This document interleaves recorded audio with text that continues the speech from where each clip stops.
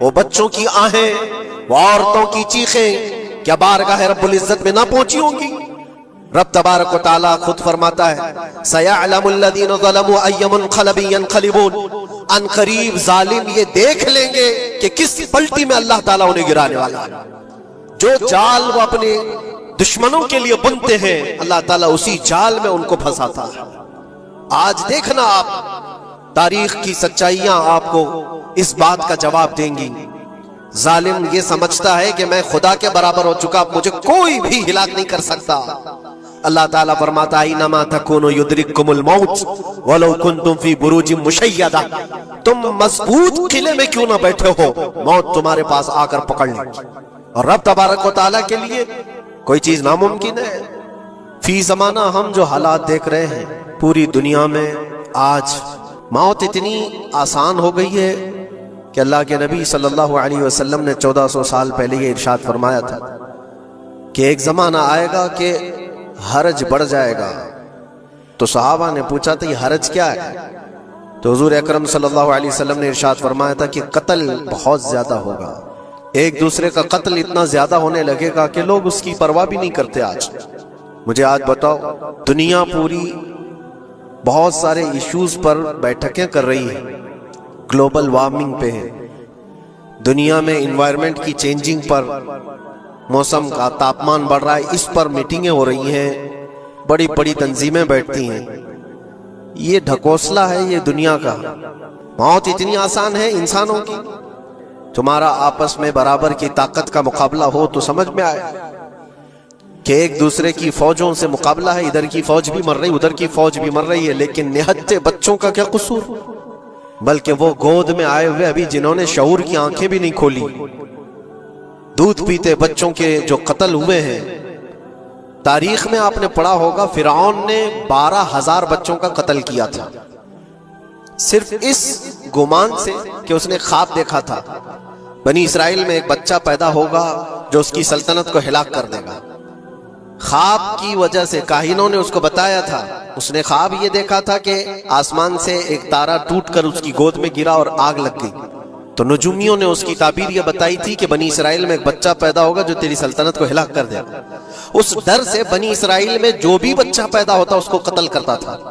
اس نے تقریباً 12,000 بچوں کو قتل کر دیا تھا، اس ڈر سے کہ وہ بچہ تو نہ پیدا ہو جائے جو میری سلطنت کو ہلاک کرنے والا ہے۔ اور وہ موسیٰ علیہ السلام تھے، پیدا بھی ہوئے اور فرعون کے گھر میں ہی پلے۔ اللہ کا نظام ہے۔ لیکن میں یہاں اس لیے بتا رہا ہوں، فرعون ظلم میں پوری دنیا میں مشہور ہے۔ وہ عورتوں کو بھی ظالم اس طرح سے مارا ہے کہ جس کی تاریخ میں مثال نہیں ملتی۔ لیکن میں نے اپنی زندگی میں دیکھا، آج کے زمانے میں اسرائیل نام سے ایک ناجائز حکومت پر قابض شخص نے 12,000 نہیں 50,000 لوگوں کو سال بھر میں قتل کر دیا۔ یہ تاریخ کا بھیانک چہرہ ہے۔ آج لوگ اس کو ہلکے میں لے رہے ہوں گے، نیوز والے ایک طرفہ رپورٹ کرتے ہیں کیونکہ ان کو ان کے باپ داداؤں سے ڈر ہے، جہاں کی کھاتے ہیں وہاں کی گاتے ہیں۔ لیکن بعد کو یہ سچائیاں جنریشن میں منتقل ہوتی رہیں گی، کبھی تو آئے گا کوئی انصاف کی نظر رکھنے والا۔ صدیاں لگ جاتی ہیں ایک شہر کو بسنے میں، ایک گھر کو بنانے میں آدمی کی اپنی زندگی گزر جاتی ہے، کیا کیا ارمانوں سے گھر بناتے ہیں، لیکن ایک پل میں کسی کا گھر اجاڑ دیا، اس کے سامنے تڑپتے ہوئے اس کے باپ کی لاش ہو، ماں کی لاش ہو۔ دنیا کا کوئی قانون اس چیز کو جائز ٹھہراتا ہے؟ دشمنی تم سے جن کی ہے ان کے ساتھ مقابلہ کرو، عام شہریوں کے ساتھ نہیں۔ مخبر صادق رسول اکرم صلی اللہ تعالی علیہ وسلم کی تعلیمات دیکھو، جہاد کو لے کر جو پروپیگنڈا تم پھیلاتے ہو اور ہر چیز کو جہاد کا لفظ دے کر کے ایک ایسا نیریٹو کریٹ کرتے ہو کہ لوگوں کے دماغ میں ایک پروپیگنڈا پھیل جائے۔ آؤ میں تمہیں سناتا ہوں، رسول پاک صلی اللہ تعالی علیہ وسلم جب صحابہ جہاد میں جاتے تو ان کو کن باتوں کی تلقین کرتے تھے؟ سب سے پہلے مجاہدین صحابہ سے کہتے جس جگہ تم جا رہے ہو مقابلہ تمہارا جن کے ساتھ ہے انہی سے مقابلہ کرنا، جو تمہارے خلاف تلوار اٹھائے اس کے خلاف تم تلوار اٹھاؤ، اور راستوں پر بیٹھے ہوئے بوڑھوں کو ہاتھ نہ لگانا، کسی عورت کے ساتھ چھیڑ چھاڑ نہ ہو، حاملہ عورتیں اگر قید میں آ جائیں تو انہیں چھوڑ دینا۔ یہ حضور پاک صلی اللہ علیہ وسلم کی تعلیمات ہیں۔ حتیٰ کہ رسول کریم صلی اللہ علیہ وسلم نے فرمایا جس شہر میں تمہارا غلبہ ہو جائے، تم غالب آ گئے وہاں کی فوج پر، تو وہاں کے رہنے والوں کے بچوں کو نہ ظلم کرنا، ان کو نہ پکڑنا۔ پھر تعلیمات میں یہ ہے وہ چاہے جس مذہب کے بھی لوگ ہیں ان کے معبدوں کو، ان کی عبادت گاہوں کو ختم نہیں کرنا، ان کی عبادت گاہوں کو توڑ پھوڑ نہ کرنا جس شہر میں تم جا رہے ہو۔ یہاں تک کہ حضور اکرم صلی اللہ علیہ وسلم کی تعلیمات تو دیکھو، حضور یہ تک فرماتے تھے مجاہدین صحابہ کو کہ جس شہر میں تم جا رہے ہو وہاں کے درختوں کے پتے بھی نہ اکھاڑنا، درختوں کو بھی نہ نقصان پہنچانا۔ جنگی تعلیمات کو آج کوئی نظر میں نہیں رکھتا ہے۔ دنیا کہتی ہے کہ جنگ کے دوران بھی کچھ اصول ہوتے ہیں، لیکن کوئی اصول نہیں۔ ہم نے دیکھا ہے جس کی طاقت ہے اس کا بول بالا ہے، یہ دنیا ان کے خلاف کبھی کوئی بات نہیں کرتی۔ آج سے تقریباً 20 سال پہلے بھی عراق کی کیا حالت تھی آپ نے دیکھا ہوگا، ایک جھوٹے پروپیگنڈے کی وجہ سے پورے عراق کو تباہ کیا گیا، آج تک وہ سنبھل نہیں پایا۔ نیوکلیئر پاور عراق کے اندر موجود ہے، اس کے ری ایکٹر وہاں پر موجود ہے، کیا کیا چیزیں اس زمانے میں پھیلائی گئی، سوشل میڈیا تو نہیں تھا اتنا، دنیا نے یہ مان لیا کہ ہاں دادا کہہ رہا ہے تو ہوگا، اور حملہ کیا اسی بنیاد پر۔ 20 سال ہو گئے، آج تک عراق میں کوئی نیوکلیئر پاور پلانٹ نہیں نظر آیا، کہیں نہیں۔ ایک جھوٹے پروپیگنڈے کی وجہ سے وہاں کے کتنے لاکھ لوگوں کو بے گھر ہونا پڑا ہے پتہ ہے۔ کچھ جگہ ایسی ہیں جہاں بم برسائے گئے، آج تک وہاں کوئی سبزہ نہیں اگتا، کوئی وہاں پر فصل نہیں ہوتی۔ میں نے خود اپنی آنکھوں سے دیکھا ایک نیا میدان جس پہ لوگ فٹ بال کھیلتے تھے، چند سالوں کے بعد دیکھو تو پورا میدان قبروں سے بھرا ہوا ہے، قبریں ہیں وہاں پر، پوری قبریں، لوگوں کو جنازہ اٹھانے کے لیے لوگ نہیں ملتے ہیں۔ موت اتنی عام کر دی گئی تھی، ان باتوں کو کوئی کہتا ہے؟ آپ نے سنا کبھی ابو غریب جیل کے متعلق؟ قیدیوں کے ساتھ جو وحشیانہ سلوک کیا ان گوروں نے، اللہ کی پناہ، بہت سخت قسم کے، دنیا میں بدنام زمانہ جیل اس کو کہا جاتا ہے۔ ہر طرح کی وہاں پر قیدیوں کے ساتھ آزمائشیں ہوئی، ہر طرح کی، ان پر کتے چھوڑ دینا، ان کی شرمگاہیں کاٹنا، ان پر پیشاب کرنا، ہر چیز جو انسانیت سوز ہے، انسانیت کو جلا دینے والی، یہ ساری حرکتیں کی گئی۔ دنیا خاموش ہے اس سلسلے میں۔ کیوں؟ سپر پاور کے 1000 گنا بھی ہضم کر لیے جاتے ہیں۔ چھوٹا ملک یا غریب آدمی کوئی بات کرے تو سارے اس پر ٹوٹ پڑتے ہیں۔ آج میں ایک چیز آپ کو بتانا چاہ رہا ہوں کہ یہ کوئی نئی چیز نہیں ہے جو ہو رہی ہے آج دنیا میں، یہ پھیلنے والی ہے اور قیامت کے قریب ہم آ چکے ہیں۔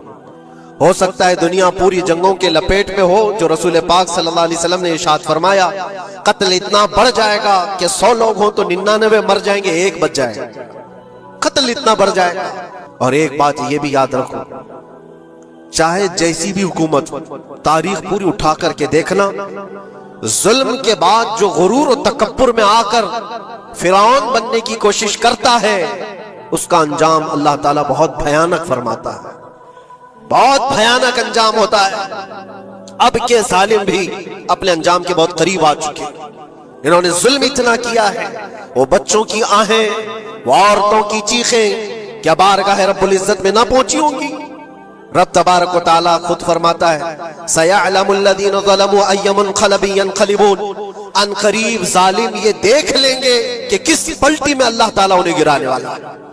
جو جال وہ اپنے دشمنوں کے لیے بنتے ہیں، اللہ تعالیٰ اسی جال میں ان کو پھنساتا ہے۔ آج دیکھنا آپ، تاریخ کی سچائیاں آپ کو اس بات کا جواب دیں گی۔ ظالم یہ سمجھتا ہے کہ میں خدا کے برابر ہو چکا، مجھے کوئی بھی ہلاک نہیں کر سکتا۔ اللہ تعالیٰ فرماتا ہے اینما تکونوا یدرککم الموت ولو کنتم فی بروج مشیدہ، تم مضبوط قلعے میں کیوں نہ بیٹھے ہو، موت تمہارے پاس آ کر پکڑ لے گی۔ اور رب تبارک و تعالیٰ کے لیے کوئی چیز ناممکن ہے۔ مجھے یہاں پر کسی کے سلسلے میں نہیں کہنا ہے، لیکن ایک بات کہنا ہے کہ نشہ میں چور، گھمنڈ میں چور جو بندہ ہوتا ہے، اللہ تعالیٰ کبھی اس کو مچھر سے بھی ہلاک کرتا ہے۔ بہت بڑی طاقت کا اس سے مقابلہ ہونا ضروری نہیں، تمہارے پاس ہوگا بہت بڑا سسٹم، لیکن رب تبارک و تعالیٰ جب انتقام لے لے تو پھر تمہارے لیے بہت بڑی طاقتوں کی ضرورت نہیں۔ آپ کو میں تاریخ بتاؤں، عراق میں نمرود ایک زمانے میں اس طرح کی حرکت کیا تھا کہ اس نے ایک بہت بڑی عمارت بنائی تھی، اور اس کے مطابق بات یہ تھی کہ وہ 1000 لوگوں سے تنہا لڑ سکتا تھا، اتنی اس کی طاقت تھی۔ شیر سے خود مقابلہ کرتا تھا، کبھی ڈرتا نہیں تھا۔ نمرود کی طاقت مشہور تھی اس زمانے میں، اور سارے لوگ اس کی طاقت کا لوہا مانتے تھے، حتیٰ کہ وہ کبھی اپنی زندگی میں بیمار نہیں ہوا تھا۔ آدمی جب بیمار نہیں ہوتا تو اس کا غرور بڑھ جاتا ہے۔ اس نے ایک بہت بڑی عمارت بنائی، کہا کہ خدا آسمانوں میں ہوتا ہے، ہم اتنی بڑی عمارت بنائیں گے کہ ان عمارتوں پر چڑھ کر خدا کو للکاریں گے۔ آجا میں مقابلہ کرتا ہوں، اور مقابلہ کر کے میں خدا کو گرا دوں گا کسی بھی طرح سے۔ اگر مجھ سے نہ ہو سکے تو پوری فوج کو تیار کروں گا، خدا سے لڑائی لڑ کر کے ایک بار وہ موت اور حیات کا پاور اپنے ہاتھ میں لے لیں گے، پھر ہم کو جب تک چاہے جینا ہے۔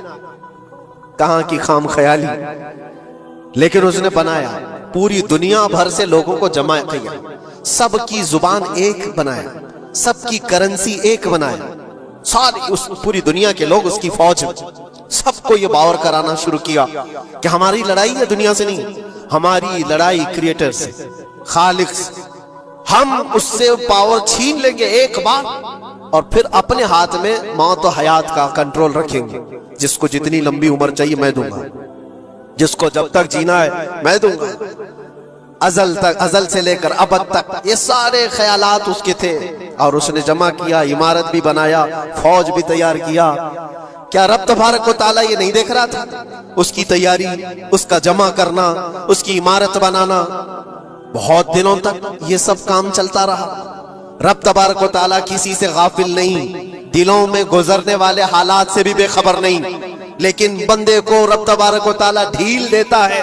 قرآن میں رب تعالیٰ فرماتا ہے وَلَا يَحْسَبَنَّ الَّذِينَ كَفَرُوا أَنَّمَا نُمْلِي لَهُمْ خَيْرٌ لِأَنفُسِهِمْ إِنَّمَا نُمْلِي لَهُمْ لِيَزْدَادُوا إِثْمًا۔ کافر جو ان کو ڈھیل ملی ہے یہ نہ سمجھیں کہ ہم نے جو ان کو چھوڑ رکھا ہے ان کے لیے بہتر ہے، بلکہ اس لیے ہم چھوڑ رکھیں کہ وہ اور زیادہ کریں، اور زیادہ کریں، لِيَزْدَادُوا إِثْمًا وَلَهُمْ عَذَابٌ مُهِينٌ، پھر ہم ذلت والا عذاب انہیں دینے والے ہیں۔ یہ مت سمجھ لو کہ رب تبارک و تعالیٰ ان سب چیزوں سے بے خبر ہے۔ نمرود اتنا سب کرتا رہا، اللہ نے اس کو چھوڑ رکھا، بنا لے لمبی عمارت، بنا فوج بھی بنا لی، ساری چیزیں بنا لیا، مقابلے کے لیے اس نے دن بھی طے کر لیا۔ اس کے بعد اس کو خدا سے لڑائی لڑنی تھی، کہاں خدا تک پہنچنے کی بات، لیکن بندہ جب غرور و تکبر میں آتا ہے تو وہاں تک بھی سوچتا ہے۔ اسے موت پر کنٹرول حاصل کرنا تھا، بس یہ ایک چیز تھی۔ پھر جب وہ دن آیا، کتابوں میں ملتا ہے اللہ تبارک و تعالیٰ نے فرشتے، اس کی جو تعداد ہے اس کا کسی کو علم نہیں۔ بارش کے جتنے قطرات گرتے ہیں نا، ایک ایک فرشتہ بوند لا کر رکھتا ہے۔ اب آپ اندازہ کر سکتے ہیں فرشتوں کی تعداد کتنی ہو سکتی۔ اس میں جو بڑے فرشتے ہیں وہ جبرائیل، میکائیل، اسرافیل اور اسرائیل علیہم السلام، جو سردار ملائکہ ہیں، فرشتے ہیں، ان کے اپنے اپنے کام ہیں، بہت پاورفل فرشتے ہیں۔ ان کی بات نہیں کرنا، کسی ایک عام فرشتے کو رب تبارک و تعالیٰ نے بلایا اور فرمایا جاؤ زمین پر، ہمارے ایک بندے نے ہم سے لڑائی کا ارادہ کر لیا ہے۔ اس کی طاقت و قوت اور اس کی جمع شدہ ساری چیزوں کو دیکھ کر کے آؤ۔ وہ فرشتہ زمین پر آیا، جس جگہ پر اس نے یہ سب جمع کیا تھا، فرشتہ اتر کر صرف اپنے پیر ہلایا تھا، پوری عمارت بھسم ہو گئی، کچھ نہیں کیا تھا، اس کی بنائی ہوئی عمارت بھسم ہو گئی۔ جتنی فوج جمع کیا تھا سب کیڑے مکوڑوں کی طرح مر گئے، اور سب کی زبانیں مختلف ہو گئی، کوئی ایک دوسرے کو پہچان نہیں پا رہا۔ یہ منٹوں کی بھی بات نہیں تھی، سیکنڈوں کی بات تھی۔ فرشتہ واپس چلا گیا، نمرود کا زوال ہو گیا، ختم ہو گیا۔ یہ تاریخ کی ایک بات ہے، اور یہ روایت ہم اپنی کتابوں میں نہیں رکھتے، یہ روایت یہودیوں کی کتابوں سے ہی ہے۔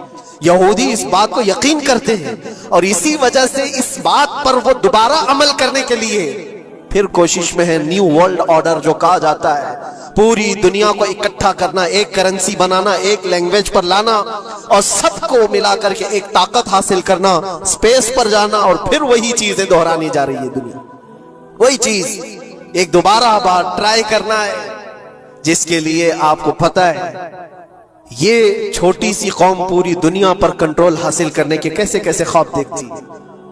اگر آپ جائیں، اسلام دشمنی تو ان کی پرانی ہے، لیکن یہ جو 50,000 لوگوں کا قتل ہے، یہ صرف اور صرف ان کے اپنے ایک چھوٹے مقصد کے لیے. ہو سکتا ہے بہت ساری باتیں. اللہ فرماتا ہے ان پر ذلت اور غربت لکھ دی گئی ہے. کس پر؟ یہودیوں کے متعلق. وَبَاءُوا بِغَضَبٍ مِّنَ اللَّهِ، اور اللہ کے غضب میں رہیں گے وہ ہمیشہ. آپ سورہ فاتحہ میں پڑھتے ہیں نا غیر المغضوب علیہم ولا الضالین. مغضوب کا مطلب کیا ہے؟ جن پر اللہ کا غضب ہوا، اور وہ یہود قوم ہے.